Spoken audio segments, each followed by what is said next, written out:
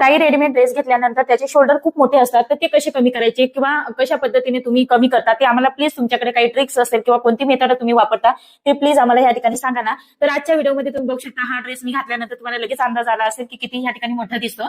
आणि प्लस मध्ये तुम्ही इथे बघू शकता हा ड्रेस मी जसा ऑनलाईन घेतलेला आहे तसाच मी या ठिकाणी वेअर केलेला आहे.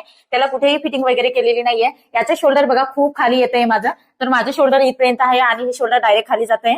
तर आता आपण ह्या ड्रेसमध्ये शोल्डर कसे कमी करायचे, त्याच्यानंतर स्लीव्स कशी अटॅच करायची, हे सर्व डिटेलमध्ये स्टेप बाय स्टेप पद्धतीने बघणार आहोत. तर व्हिडिओवरती कंटिन्यू राहायचंय. मी इथे बघू शकता आपले शोल्डर हे ज्यावेळेस रेडी कुर्ती आपण घेतो ना, रेडीमेड ड्रेस घेतो त्यावेळेस खूप खाली असतात. तर तुमचं शोल्डर हे नक्की कुठपर्यंत आहे ते तुम्ही ज्यावेळेस ड्रेस वेअर करता त्यावेळेस ठरवून घ्या या ठिकाणी. ओके, कारण त्यांनी किती इंचाचं शोल्डर घेऊन हे ड्रेस असतात ना ते रेडी केलेले असतात ते आपल्याला माहिती नसतं. ज्यावेळेस तुम्ही वेअर करता त्यावेळेस तुम्हाला समजतं की आपल्या शोल्डर ते इथपर्यंत आहे आणि आपलं शोल्डर जे आहे ते खाली येते. तर तुम्ही बघू शकता या ठिकाणी माझे शोल्डर इथे एंड होते. मी तुम्हाला इथे थोडंसं जवळ येऊन मार्किंग करून दाखवते. बघू शकता ह्या पद्धतीने चॉक घ्यायचा आहे. जर तुम्हाला अंदाजा येत नसेल तर तुम्ही अशा पद्धतीने ही ट्रिक्स वापरू शकता. आता माझी फिटिंग इथून आहे, तुम्ही बघू शकता हे शोल्डर व्यवस्थित चेक करायचं आहे आणि इथे मी मार्किंग केलेले हे बघा.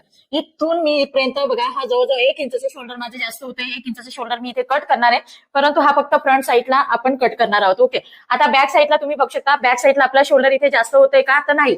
बॅक साईडला फक्त मी इथून अशा निमूळत पद्धतीनेच घेणार आहे, जास्त नाही घेणार. अगदी थोडंसं कट करणार आहे, त्याच्यामुळे बॅक साईडला मार्किंग करण्याची आवश्यकता नाही. पुढचा शोल्डर फक्त हा जास्त आहे म्हणून आपण पुढेच कमी करणार आहोत. बॅक साईडला थोडंसं नॉर्मल कमी करणार आहोत. साधारणतः आपण 1-1.5 इंच खाली येऊन आणि कमी करणार आहोत. तर ते तुम्हाला डिटेलमध्ये समजणार आहे, त्याच्यामुळे तुम्ही ही ट्रिक्स नक्की लक्षात ठेवा. अशा पद्धतीने थोडक्यात तुम्ही मार्किंग करून घ्या आणि इथून आपल्याला हे शोल्डर कमी करायचंय. तर एका बाजूचं कमी केलं म्हटल्यावर दुसऱ्या बाजूचं पण आपल्याला सेम त्याच प्रोसेसने इकडचं पण करायचंय. अशा पद्धतीने मार्किंग करून घ्यायचंय किंवा इकडचं एकच केलं तर ह्याच पद्धतीने इकडचं पण तुम्हाला मोजून आणि कमी करायचंय. सर्वप्रथम आता इथे आपल्याला कुर्ती घ्यायची.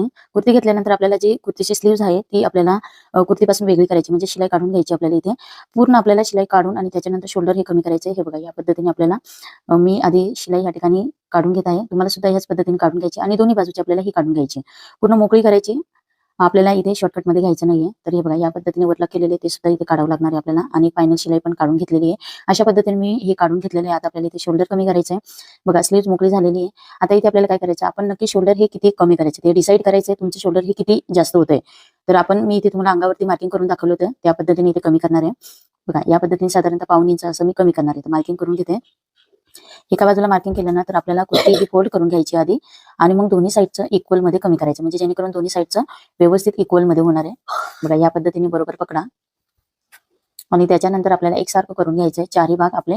ओके, त्याच्यानंतर इथे आपल्याला थोडंसं 1/2 इंचापर्यंत खाली या. त्याच्यानंतर फ्रंट साईडचं मी इथे कट करते आधी आणि मग बॅक साईडचं, कारण बॅक साईडचं आपल्याला जास्त कमी करायचं.